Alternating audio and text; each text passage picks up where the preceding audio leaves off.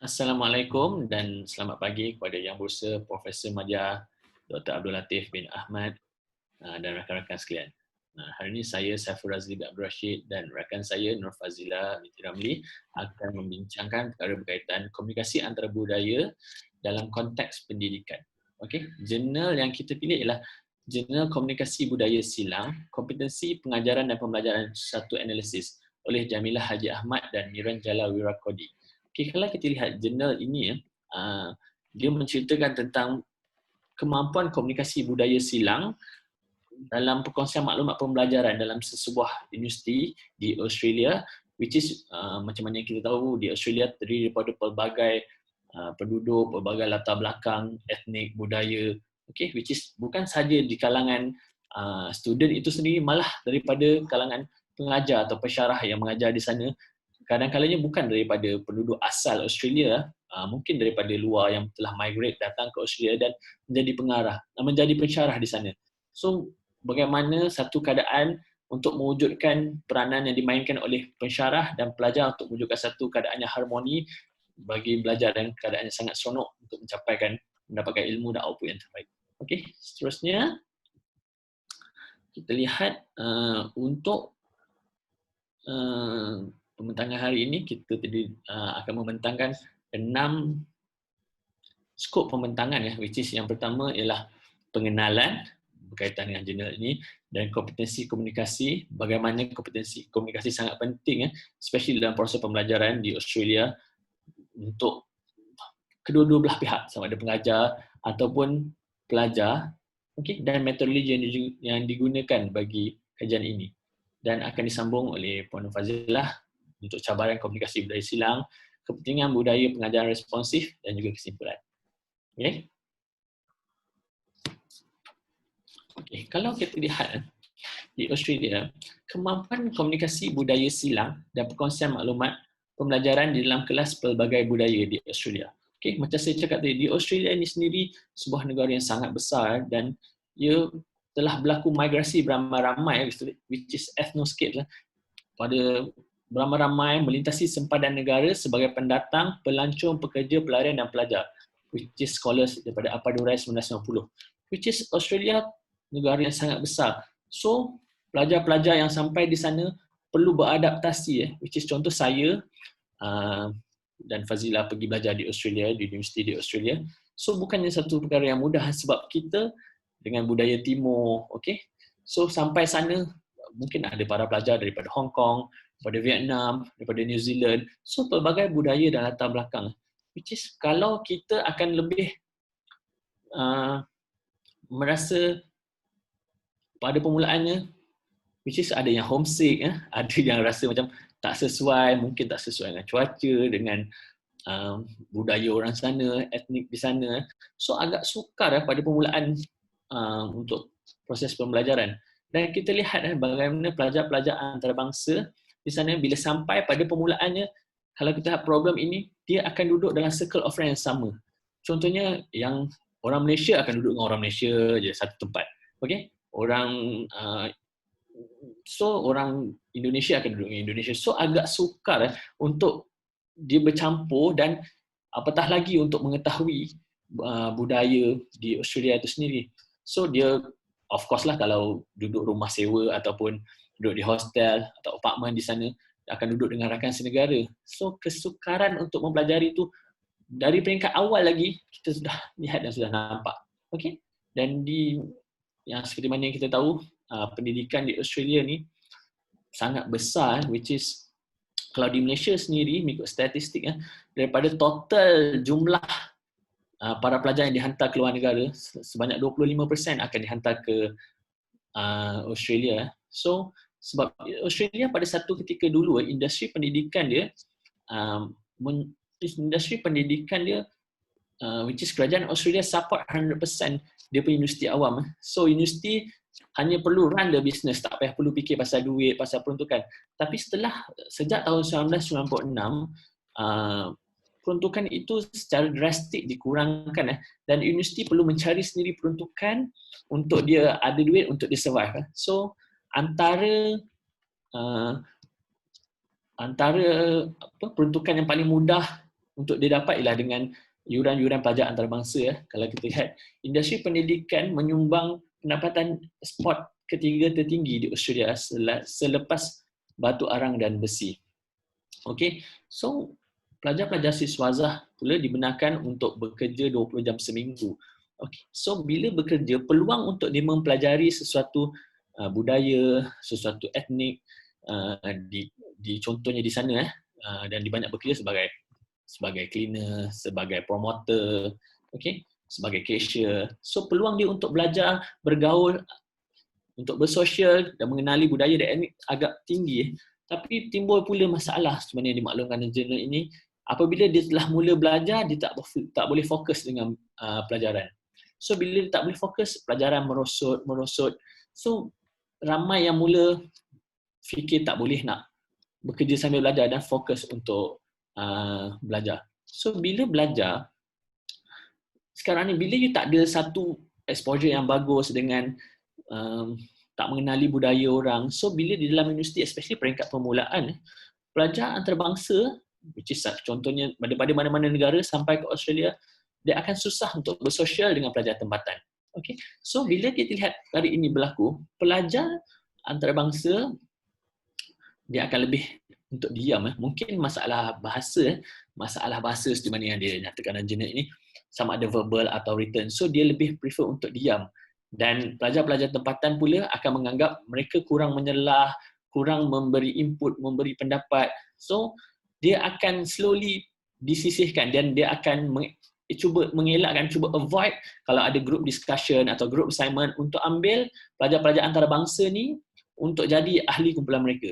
So agak sayang sebenarnya sebab ada yang pelajar-pelajar antarabangsa ni sebenarnya seorang yang sangat brilliant, memang sangat pandai. So bila datang belajar di sana, just because of ada beberapa masalah seperti masalah bahasa, masalah homesick, masalah cuaca, masalah tak biasa dengan budaya orang. So dia akan lebih diam dan agak sayang dengan talent yang dia ada tu. Okay, so dilihat di sini pengajar harus memainkan peranan dan sentiasa alert dengan jurang budaya terutama dalam kelas pembelajaran multicultural. So pengajar ni perlu tahu, oh dia ni mungkin daripada negara Asia, so budaya dia lain. Oh dia ni daripada negara Timur Tengah, so budaya dia lain. So bila dia tahu, para pengajar tahu how to tackle untuk mewujudkan satu suasana yang harmoni dan kondusif untuk sama-sama belajar di dalam kelas. Alright? Okey, seterusnya berkaitan kompetensi komunikasi. Okey, kalau kita lihat tiada dua budaya atau dua individu mempunyai 100% persamaan. Okey, memang takkan ada dua budaya yang sama. Kalau kita lihat kita sendiri contohnya di dalam Malaysia, budaya di Johor, di Kedah, di Terengganu, di Perak pun akan ada sedikit here and there perbezaan. Kalau itu dalam negara yang sama, apatah lagi di universiti di Australia yang sangat besar. Dan kalau kita lihat pelbagai negara, pelbagai budaya berkumpul sekali dalam satu kelas, dalam satu kampus. So definitely bukan satu perkara yang mudah untuk kita berkomunikasi secara kompeten. So ini dikuatkan lagi dengan pandangan scholars iaitu Kim pada tahun 1991 menyatakan communicator yang kompeten didefinisikan sebagai individu yang beraksi dan berinteraksi dalam keadaan tingkah laku yang memuaskan hati semua pihak. So macam saya nyatakan tadi komunikator yang kompeten ni untuk memuaskan hati semua pihak. So di sini para pengajar harus memainkan peranan. Okey, dia perlu tengok in order dia nak mewujudkan satu suasana yang sangat harmoni, so dia perlu tahu how to tackle untuk orang Malaysia macam mana, untuk orang New Zealand macam mana, untuk orang Singapura macam mana. So bila dia tahu, so semua orang akan seronok dan rasa dihargai. Bila rasa dihargai, dia akan mula memberikan pandangan, so dia tak akan jadi diam. Okay, dia akan lebih memberikan pandangan, lebih memberikan pendapat dalam kelas. So ini peranan-peranan yang harus dimainkan oleh kedua-dua belah pihak. Okay, seterusnya kita lihat tentang metodologi yang digunakan dalam kajian ini. Okay, metodologi ini ialah kaedah naratif di mana dia mengambil pensyarah kanan, beberapa orang pensyarah kanan dan yang mengajar di universiti di Australia, dan dia juga adalah bekas pelajar antarabangsa yang pernah belajar di Australia sebelum ini. So, kaedah naratif yang digunakan dikenali sebagai autoethnography, iaitu penceritaan peribadi sebagai self-reflexivity. Okey, ini dikuatkan lagi dengan kenyataan scholars iaitu Holman Jones pada tahun 2005 yang menyatakan autoethnography atau pengalaman individu bermakna untuk menginterpretasi masa silam, terjemahan dan transformasi konteks dan pandangan masa depan orang ramai. Okey, dia lebih kepada penceritaan bagaimana dia masa mula-mula dia sampai dia belajar sebagai seorang student semester 1 sampai dia habis belajar, dan juga macam mana pula pengalaman dia sebagai pensyarah untuk dia handle dalam satu kelas multicultural yang memiliki pelbagai budaya, etnik dan latar belakang. Okey, namun dalam jurnal ini terdapat juga kritikan terhadap kaedah naratif iaitu autoethnography ini, kerana ada scholars yang mengatakan kaedah ini lebih kepada pengalaman dia sendiri, which is mungkin tak sama. Contoh pengalaman A dengan pengalaman B, orang A dan orang B tidak akan sama walaupun dalam situasi yang sama, pengalaman mungkin berbeza. Itu antara kritikan-kritikan yang terdapat dalam jurnal inilah. Okey, seterusnya saya akan serahkan kepada sahabat saya, Fazilah. Terima kasih Saiful. Seterusnya kita akan lihat cabaran komunikasi budaya silang di universiti di Australia lah. Seperti mana yang Saiful nyatakan tadi, artikel ini telah memperlihatkan bagaimana respon atau tindak balas pengajar dan pelajar tempatan ke atas pelajar luar negara akibat daripada perbezaan corak komunikasi dan budaya yang wujud secara amnya lah. Di sini kita lihat perbezaan budaya antara individu tempatan dan antarabangsa wujud apabila berlakunya kegagalan memahami dan menginterpretasi mesej yang hendak disampaikan lah. Kita boleh lihat contohnya macam apabila pelajar berkongsi pengalaman individu yang berlaku secara verbal atau tidak verbal, kita mungkin berlaku prejudice dalam bahasa Inggeris yang di antara pelajar dan juga pengajar lah.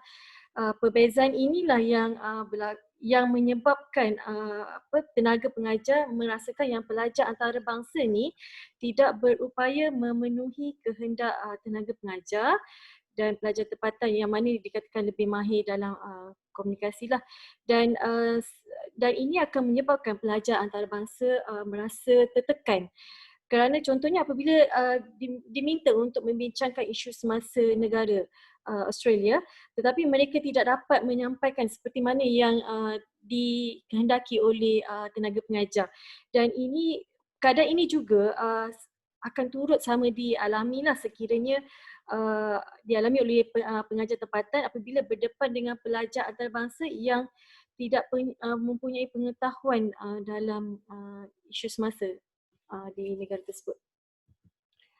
Seterusnya kita lihat apa daya penyesuaian yang mana akan mengurangkan perasaan ethnocentrism. Apa itu daya penyesuaian? Bila kita lihat daya penyesuaian ini merujuk kepada keupayaan individu untuk menangani cabaran dalam perbezaan budaya silang lah. Bila berlakunya tekanan ni, salah satu cara untuk atasi adalah dengan menyesuaikan dengan keadaan setempat, atau kita panggil proses asimilasi lah, di mana daya penyesuaian ini akan menyebabkan kurangnya perasaan ethnocentrism, iaitu perasaan yang mengatakan bahawa diri sendiri tu adalah lebih betul, budaya sendiri adalah lebih baik. Itu yang seperti mana kita boleh tengok dekat examples, ethnocentrism examples tu, itu yang bila kita tengok ada yang go back to Africa, go back to Mexico, which is yang pelajar dan pengajar tempatan ni merasakan yang pelajar antarabangsa ni budaya ni tak boleh diterima, sebab mereka merasakan yang budaya sendiri tu adalah lebih baik. Kita boleh tengok satu pandangan ethnocentric, which is dalam scholar Vollert and Ang pada tahun 1998 ada menyatakan yang wujudnya model defisit yang mana pemahaman dan model pengajaran dan pembelajaran bukan dari barat adalah kurang bagus. Contohnya dia merasakan yang pembelajaran, pemikiran dan penyelidikan barat ni adalah lebih baik lah. Itu antara contohnya lah. Seterusnya kita tengok Seraya 1996 menyatakan yang kunci utama kejayaan merupakan sesuatu proses pelajaran dan pembelajaran merupakan kebolehan untuk saling memahami. Ya betul lah. Kita boleh bersetuju dengan apa yang dikatakan oleh Seraya ini, menyatakan bahawa bila kita saling memahami, proses pelajaran dan pembelajaran ini akan lebih lebih teratur, lebih licin kerana pengajar memahami pelajar dan pelajar memahami pengajar. So kedua-dua ni adalah saling memahami lah.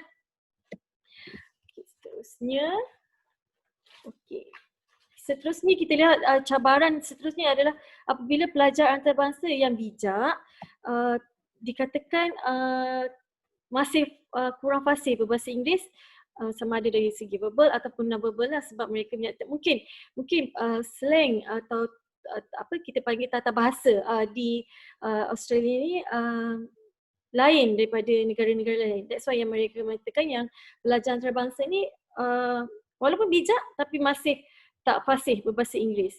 So mereka merasakan yang pelajar tempatan ni lagi baguslah. Seterusnya apabila berlakunya tenaga pengajar merasakan yang mereka sukar untuk menggunakan contoh tempatan di dalam sesi pembelajaran, sebab kerana pengajar ni merasakan bila mereka menceritakan berkenaan dengan keadaan politik semasa, sukan dan negara, contoh yang mereka futi tu, mereka merasakan yang pelajar antarabangsa ni tidak boleh memberikan respon kepada mereka apabila mereka menggunakan contoh tempatan lah. Jadi pengajar ni merasakan yang mereka kena cari contoh-contoh yang lain yang pelajar antarabangsa ni lebih faham. Kita juga lihat apabila berlakunya cabaran dan komunikasi budaya Islam ni apabila tenaga pengajar atau ada sikap diskriminasi dan sikap prejudis terhadap pelajar antarabangsa yang berlainan warna kulit lah. Saya rasa yang ini bukan saja di Australia, utamanya di mana-mana pun berlakulah, terutamanya di negara barat apabila berlakunya diskriminasi terhadap pelajar berlainan kulit lah, walaupun mereka tu sebenarnya datang sebagai pelajar tapi masih berlaku sikap prejudis terhadap pelajar yang berwarna kulit, dan di mana pengajar dan pelajar ni merasakan yang mereka ni adalah satu masalah kepada dalam kelas, dan dakwaan yang ini yang menyebabkan berlakunya sistem pembelajaran dan kelas tidak seperti yang dirancangkan lah. Dan walaupun mereka ni sebenarnya lebih bagus, lebih baik dan mereka membantu dalam sistem pembelajaran, tapi masih berlaku diskriminasi dan sikap prejudis oleh tenaga pengajar di sana. Daripada cabaran-cabaran yang telah dinyatakan di atas, yang saya nyatakan tadi, dalam artikel ini menyatakan cara terbaik untuk mengatasi cabaran dalam budaya komunikasi budaya silang ni adalah dengan budaya pengajaran responsif. Kita tengok apa itu kepentingan budaya pengajaran responsif dalam artikel ni. Ganter 1997 menyatakan apabila berlakunya sikap menghormati dalam kepelbagaian budaya di dalam kelas, akan merasakan pelajar ini merasakan mereka dilayan lebih baik lah, dan dengan penuh maruah dan penuh hormat. Dan ini akan menyebabkan pelajar antarabangsa ni akan merasa lebih selesa untuk berada dan meneruskan sesi pembelajaran lah. Seperti yang mana saya katakan tadi, grup kadang-kadang grup tu dia tak nak ada kumpulan daripada pelajar antarabangsa sebab mereka merasakan yang mereka tidak dapat memberi komitmen. That's why yang bila ada budaya pengajaran responsif ni dengan ini akan melancarkan lagi lah. So mereka merasakan mereka rasa lebih dihormati dan di bermaruah. Jadi mereka akan lebih lagi selesa berada dalam kelas lah. Seterusnya kita lihat budaya pengajaran responsif ni juga melibatkan apabila pengajar ni melakukan perbincangan globalisasi dan lokalisme yang dilakukan secara serentak, which is pengajar memberikan penjelasan atau melakukan perbincangan di dalam kelas yang melibatkan isu global dan isu lokal tu. Diberikan contoh yang mana pelajar boleh memberi respon walaupun daripada pelajar antarabangsa. Kita tak boleh, maksudnya pengajar ni dia tak akan ambil contoh yang lokal saja. Kita boleh ambil contoh sebagai contohnya macam dia ambil isu pasal menu McDonald's ke kan. So maksudnya McDonald's tu di semua negara ada. Jadi bila pengajar mengupas isu McDonald's tu, mungkin pelajar daripada Malaysia boleh menyatakan menu tambahan daripada McDonald's adalah nasi lemak. So Australia boleh menyatakan apa menu tambahan dia. Di negara lain mungkin nyatakan ada kebab ke apa kan contohnya. Seterusnya kita tengok kepentingan budaya pengajaran responsif adalah kita memahami konsep diskurs. Konsep diskurs ni adalah merujuk kepada satu cara atau topik yang kita bincangkan secara bertulis ataupun secara lisan lah. Jadi bila berlakunya pengasingan sebab pengasingan budaya dalam kelas tu tidak terlihat kepada perbezaan daripada segi bahasa, bangsa, keturunan dan juga kebolehan berbahasa lah. Ia juga turut melibatkan konsep diskurs. Jadi apabila topik tu kita pilih secara mendalam, contohnya subjek dan isu dibincangkan secara lisan bertulis tadi tu, ia berkaitlah dengan hubungan kuasa di mana yang pengajar dan juga pelajar ni boleh bincangkan bersama.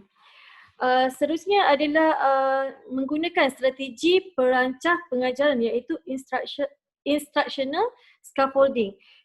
Di mana yang ni merujuk kepada tenaga pengajar ni menyediakan sokongan yang cukup untuk pelajar bagi menyiapkan tugasan yang dilakukan secara individu. So jadinya benda ni akan lagi menggalakkan pelajar untuk berkongsi pendapat mengenai budaya masing-masing dan menggambarkan konsep tersebut di dalam kelas, yang mana perkara ini boleh membantu melancarkan proses pembelajaran di dalam kelas lah. Seterusnya kita tengok pengajar juga harus meminta pelajar tersebut menerangkan punca dan sebab mengapa jawapan itu dipilih sebelum menganggap jawapan itu salah. So dalam kelas pembelajaran tenaga pengajar ni sepatutnya dia tidak menyatakan benda tu salah atau betul dulu sebelum menerima pendapat daripada pelajar lah, sebelum pelajar tu memberi explanation mengenai sesuatu perkara. Sebab perkara ni amat penting lah dalam sisi pembelajaran, sebab kita two-way communication kan. So kalau pelajar tu masih belum lagi menerangkan apa pendapat dia dan pengajar dan merasakan yang pelajar antarabangsa ni kurang memberi pandangan ataupun dan jawapan tu dianggap salah, itu adalah menyebabkan berlakunya cabaran dalam kelas budaya silang lah. Seterusnya kita tengok dalam pengajaran responsif juga pengajar perlu mendalami perbezaan ideologi budaya dan tidak memudahkan kurikulum yang ini menyebabkan gaduhan tidak betul. Okey, ini bermaksud pengajar ni sepatutnya dia faham budaya antarabangsa, faham budaya pelajar luar negara ni. Sebab sekiranya pengajar tidak memahami, akan menyebabkan pelajar ni mengambil langkah mudah lah. Dia kata mungkin seorang pelajar yang tidak mempunyai kepercayaan akan cuba untuk memudahkan kurikulum itulah. Contohnya bila dia rasa benda tu tidak mencapai hasrat pengajar, so mereka menggunakan memudahkan kurikulum lah. Dan ini menyebabkan graduan yang tidak berkualiti terhasil daripada universiti tersebut. Jadinya universiti tempatan pun akan akan menerima kekurangan belajar antarabangsa. Seterusnya, kita tengok dalam budaya pengajaran responsif sepatutnya pelajar memberikan pendapat atau bantahan jika merasakan ianya tidak sesuai dengan tugasan yang diberikan oleh pengajar. Di mana pelajar ni sepatutnya kita diberi peluang untuk menghujahkan bantahan lah sekiranya apa yang dia ajar tu tidak apa yang dirasakan adalah dia berhasrat untuk mengeluarkan pendapat dia lah. Jadi pengajar sepatutnya menerima secara terbuka apa sahaja yang pendapat pelajar. Di setengah budaya menganggap yang apabila pelajar ni mengutarakan pendapat, dia dianggap sebagai biadab. Terutamanya daripada masyarakat Asia lah. So mereka merasakan yang pelajar daripada Asia ni biadab lah apabila menggaduhkan pendapat. Seterusnya, okey, daripada apa yang saya dan juga Saiful bentangkan pada hari ini, kita dapat simpulkan bahawa pembelajaran yang melibatkan pelajar antarabangsa ini kita tidak perlu menyalahkan mana-mana pihak lah. Tetapi tenaga pengajar dan pelajar perlu memainkan peranan masing-masing supaya pembelajaran di dalam kelas adalah berjalan secara lancar dan mencapai secara kolektif bagi memastikan pendidikan yang berkualiti tanpa menyisihkan hubungan insan dan landscape pelbagai budaya. Itu saja pembelajaran daripada kami. Sekian, terima kasih.